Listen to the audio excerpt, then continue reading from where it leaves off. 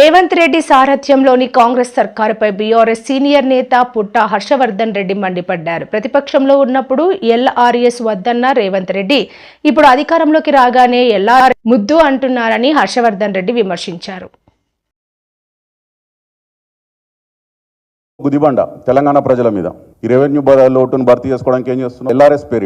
LRS పేరిట పెద్ద ఎత్తున రేపు రాబోయే రోజుల్లో చాలా పెద్ద డిస్ప్యూట్లు కానీ లిటిగేషన్లు కానీ ఇతరతర సమస్యలు తలెత్తే విధంగా ఆదరబాదరగా ఈ ఆర్థిక సంవత్సరం ఈ నెలతోని ముగుస్తుంది. కాబట్టి ఈ మార్చి ఆఖరు లోపు దాదాపు 3,000 కోట్లు తెలంగాణ ప్రజల ముక్కు వెండి వసూలు చేయాలని చెప్పి ఎల్ఆర్ఎస్ తీసుకొచ్చింది ఈ రేవంత్ రెడ్డి ప్రభుత్వం.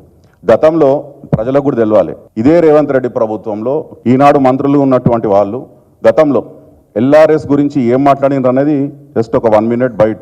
టిఆర్ఎస్ పార్టీకి సంబంధించిన నాయకత్వం కానీ రాష్ట్ర ప్రభుత్వం కానీ రాష్ట్ర ప్రజలపైన ఏదో రకంగా పెద్ద ఎత్తున పడి పన్నుల పేరు మీదనో లేదా ఇంకో దాని పేరు మీదనో వాళ్ళ రక్తాన్ని పీల్చాలనేటువంటి ఆలోచనతో రాష్ట్ర ప్రభుత్వం ఉంది. అన్ని రిజిస్ట్రేషన్లు ఆపి పెద్ద భయాందోళనకు గురి చేస్తా ఉన్నారు. ఈ రోజు రాష్ట్రంలో మీరు ఎల్ఆర్ఎస్ కడితేనే రిజిస్ట్రేషన్ అంటున్నారు. రిజిస్ట్రేషన్ ఆపే హక్కు మీకెవడిచ్చిందండి? మేము రాష్ట్ర ప్రజలందరూ కూడా కాంగ్రెస్ పార్టీ పక్షాన విజ్ఞప్తి చేస్తా ఉన్నాం.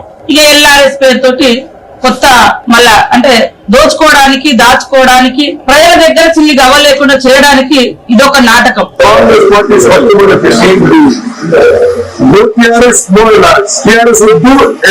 మధ్యతరగతి ప్రజల రక్తం తాగుతున్నారు ఎల్ఆర్ఎస్ స్కీమ్ తీసుకొచ్చి అని చెప్పి రద్దు చేయాలి అని చెప్పేసి వారు హైకోర్టులోకి వెళ్లి వేసినటువంటి పిటిషన్.